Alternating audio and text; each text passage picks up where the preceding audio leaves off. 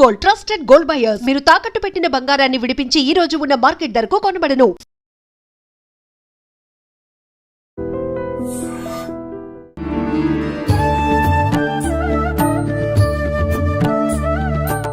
నమస్కారం, welcome to I dream. ధర్మ మార్గం విత్ విజిత కార్యక్రమానికి స్వాగతం.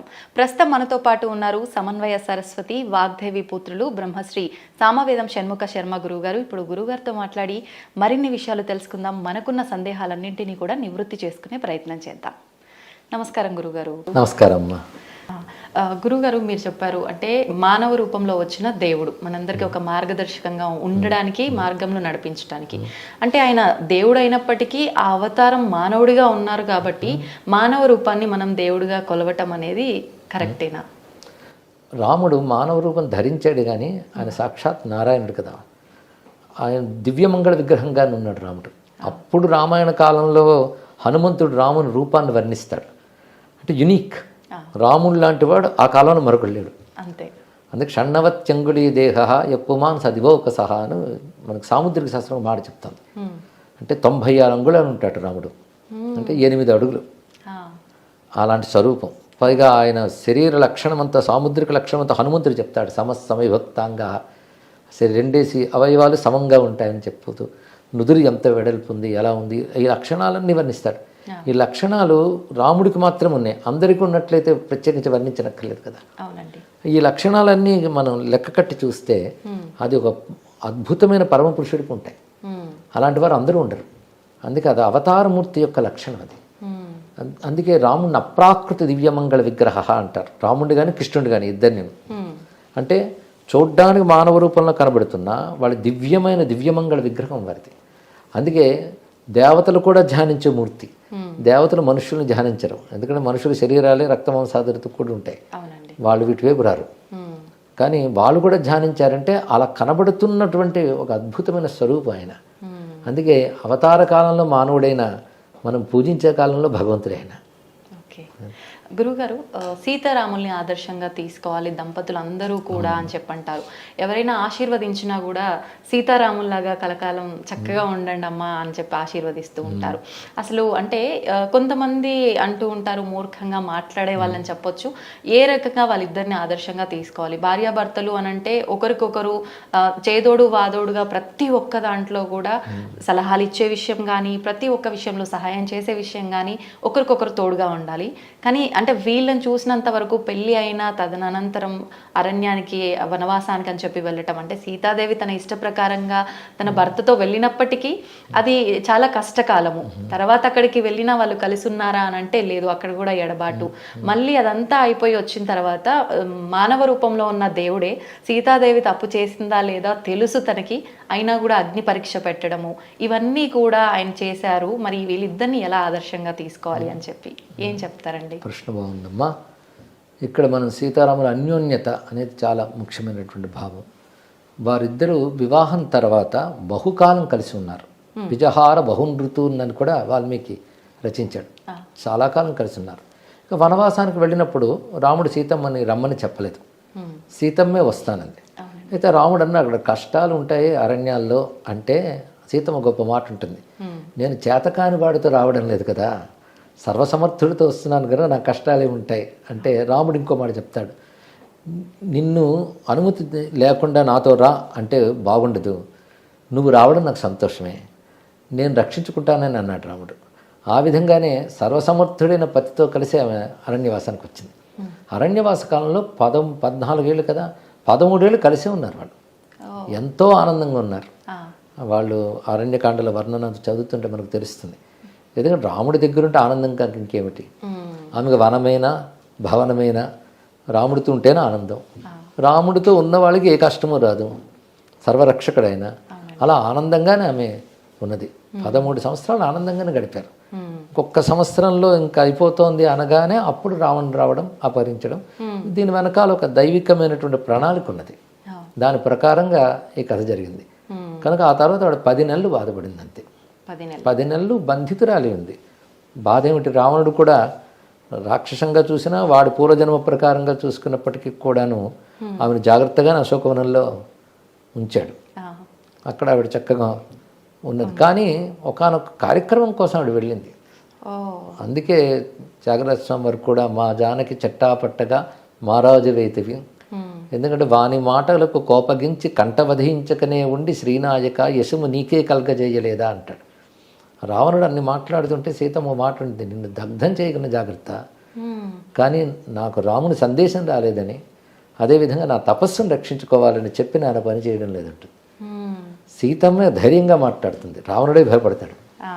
ఎందుకంటే ధర్మం ధైర్యాన్ని ఇస్తుంది. సీతమ్మ వెనకాల ఉన్నది ఆ ధర్మం, అది ధైర్యాన్ని ఇచ్చింది. రెండవది రామస్మరణ చేస్తూ ఒక తపస్సులా తీసుకున్నది, అలా ఉన్నది. అది దుష్ట సంహారం కోసం ఒక ప్రణాళికలో భాగంగానే వెళ్ళింది ఆ తల్లి. అందుకే 1 సంవత్సర కాలం అది. తర్వాత రామునితోనే ఉన్నది. అయితే ఇక అగ్ని పరీక్ష అంటారే, అది అగ్ని పరీక్ష కదా, అగ్నికి పరీక్ష అని చెప్పచ్చు. ఉదాహరణ అక్కడ రామచంద్రమూర్తి ఆమెను అగ్ని పరీక్ష చెయ్యమనడు. అది ముఖ్యంగా రామాయణం చూస్తే మనకు తెలుస్తుంది. ఆ సమయంలో సీతమ్మ వచ్చినప్పుడు అందరూ దూరం వెళ్ళిపోతారు. రాముడు అంటాడు ఎవరూ దూరం వెళ్ళదు, అక్కడే ఉండండి అంటాడు. అంటే ఇప్పుడు మా ఇద్దరి మధ్య జరిగే సంభాషణ మీ అందరికీ తెలియాలి అనే ఉద్దేశంతో చెప్తాడు. చెప్పినప్పుడు ఒక మాట అంటాడు సీతమ్మతో, నేత్రరోగికి దీపం వలె నువ్వు ప్రతికూలురాలివి అన్నాడు. ఎందుకంటే ఇన్నాళ్ళు అసురుని యొక్క చర్యలో ఉన్నటువంటి దానము నువ్వు వచ్చేవంటి ఇది లోకాపవాద భీతి అని ఉంటుంది. సత్పురుషులకు అది ఒకటి ఉంటుంది, లోకంలో అపవాదం రాకుండా జాగ్రత్త పడాలి. పైగా ఆ మాట ఎంత చక్కగా అంటే నేత్రరోగికి దీపం వలె అన్నాడు. అంటే దీపంలో ఏం దోషం లేదు, చూసే కంటిలో దోషం, కనుక నీలో ఏ దోషం లేదు. కానీ పాలకుడైనటువంటి వాడు ప్రజలకి వ్యక్తిగత జీవితాన్ని కూడా ఆదర్శంగా చూపించాలి అనేటటువంటి ఒక న్యాయం ఉన్న రోజులు ఇవి. అప్పటి స్మృతి ప్రకారంగా కానీ పాలకుడు వ్యక్తిగత జీవితం కూడా ప్రజలకు జవాబుదారి. అందుకే ఎటువంటి కల్మషం లేదు అని రుజువు చేయడం కోసం ఆయన ప్రతికూలురాలివి కనుక ఇప్పుడు నేను పౌరుషంతో రాక్షసుడిని సంహరించి నేను విడిపించాను, అక్కడితో నా పని అయిపోయింది, తర్వాత నీ ఇష్టమని అంటాడు. అప్పుడు సీతమ్మ తనంత తానే వాళ్ళకి చెప్పి, అంటే లక్ష్మణస్వామికి హనుమంతుడికి చెప్పి చితి రగల్చుకొని అగ్ని చుట్టూ ప్రదక్షిణ చేసి వెళుతుంది. రాముడికి తెలుసు అగ్ని సీతమ్మనేమి చేయలేదని, ఎందుకంటే మారీచుడికి తెలుసు, హనుమంతుడికి తెలుసు. మొత్తం లంక దహనమైనప్పుడు సీతమ్మన చోటు దహనం కాదు. అప్పుడు హనుమంతుడు ఒక మాట అంటాడు, నాగ్ని రగ్నవు ప్రవర్తతే అని. అగ్నినేమి చేయలేదు కదా అని భావం. అదేవిధంగా మారీచుడు రావణాసురుడు చెప్తాడు, సీత ఒక మహాగ్ని, దగ్గరికి వెళ్ళావా దగ్ధమవుతావు జాగ్రత్త. మారీచుడికి హనుమంతుడికి తెలిసినప్పుడు రాముడికి తెలియదా? అందులో పంచభూత దేవతాశక్తులు ప్రత్యక్షమయ్యే కాలం అది. అందుకే అగ్నిహోత్రంలోకి వెళ్ళిన వెంటనే మళ్ళీ అగ్నిదేవుడు వచ్చి రాముడికి సమర్పించేస్తాడు, దోషరహితురాలని చెప్తాడు. అప్పుడు రాముడు ఒక మాట అంటాడు, నాకు ఆ విషయం తెలుసు, కానీ లోకానికి అది రుజువు చేసి నేను అయోధ్యకి వెళ్ళాలి కనుక పని చేశానని చెప్తాడు. అక్కడ ఒక మాట అంటాడు రాముడు, అనన్యాహి మయా సీత భాస్కరేణ ప్రభాయత. సూర్యుడికి కాంతి ఎలాగో నాకు సీత అలాగా అన్నాడు. అన్యోన్య దాంపత్యం గురించి ఇంతకంటే గొప్ప మాట ప్రపంచ వాంగ్మయంలో లేదమ్మా. చిత్రం ఏంటంటే రాముడు లేనప్పుడు సీతమ్మ కూడా అదే మాట లంకలో చెప్తుంది, అనన్యా రాఘవేణాహం భాస్కరేణ ప్రభాయత, అదే మాట చెప్పింది. అంటే భార్య భర్తలంటే ఇదే, ఇద్దరు ఒకేలా ఆలోచిస్తారు, ఒకేలా చింతన చేస్తారు.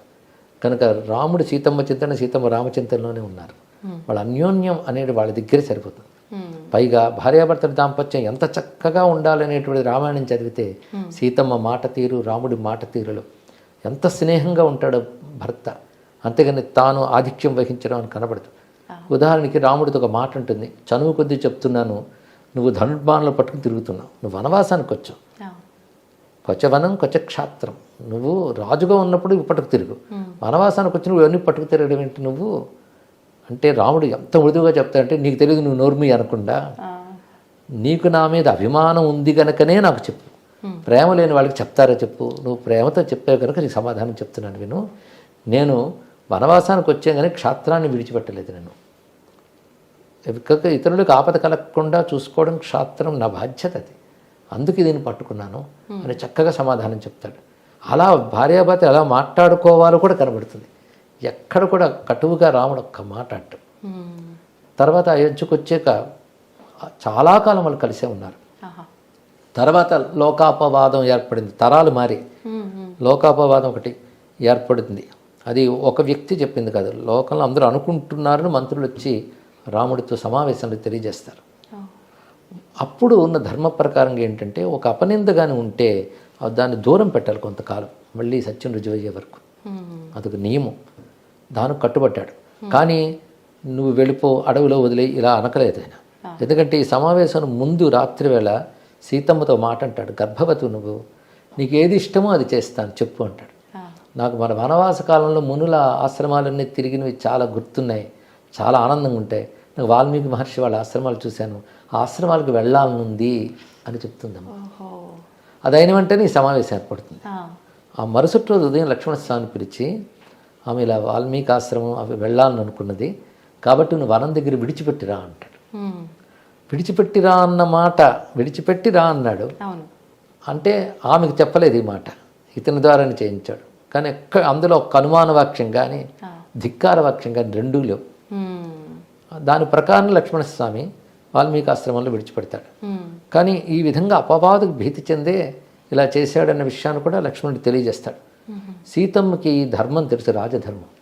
ఎందుకంటే రెండు ధర్మాలు ఘర్షించినప్పుడు ఏ ధర్మం నిలుపుకోవాలి? భర్తృధర్మం, రాజధర్మం. రాజధర్మం ప్రకారంగా ప్రజాభిప్రాయానికి విలువనివ్వాలి, మళ్ళీ దోషరహితాన్ని రుజువయ్యే వరకు దానికి తగ్గట్టుగా దూరం పెట్టాలి, అది ముందు. అది రాజధర్మం. భార్యను విడిచిపెడితే భర్తృధర్మం దెబ్బతింటుంది. రెండు ధర్మాలు ఘర్షించినప్పుడు దాన్ని ఎలా సంయమనం చేయాలో రాముడికి మాత్రమే తెలుసు. అందుకే ఇంత చక్కగా చేశాడు. ఆ సమయంలో రాముడు దుఃఖంతోనే ఉన్నాడు. తర్వాత యజ్ఞాలు చేశాడు ఎన్నో. ప్రతి యజ్ఞంలో స్వర్ణ సీతని పెట్టుకున్నాడే తప్ప సీత త్యాగం చేయలేదుగా. సీతమ్మ పట్ల భార్యాభావం ఉంది, ఆమెకి భర్తృభావం ఉంది. అందుకని వాళ్ళిద్దరు వేరు కాలేదనే చెప్పాలి, భౌతికంగా వేరైనా. వాళ్ళిద్దరి యొక్క అనుబంధం అలాంటిది. కనుక ఒకానొక కష్టకాలం వచ్చినప్పటికీ కూడా వారు విడిపోకుండా స్థైర్యంగా నిలబడి అనుబంధాన్ని కాపాడుకున్నారు. కనుకనే వారిని అన్యోన్య దాంపత్యం అంటారు. ఒక చిన్న ప్రతికూలం వస్తే చాలు విడిపోయే తొందరపాటుతనం బాగా కనబడుతుంది. కానీ కాలంలో ఒక ప్రతికూలత వచ్చినప్పటికీ అనుబంధాన్ని కాపాడుకోవాలి. అంతేగాని సీతమ్మ రాముడు విడిచిపెట్టలేదు, సీతమ్మ భార్యాభావం అలాగే కాపాడుకున్నాడు.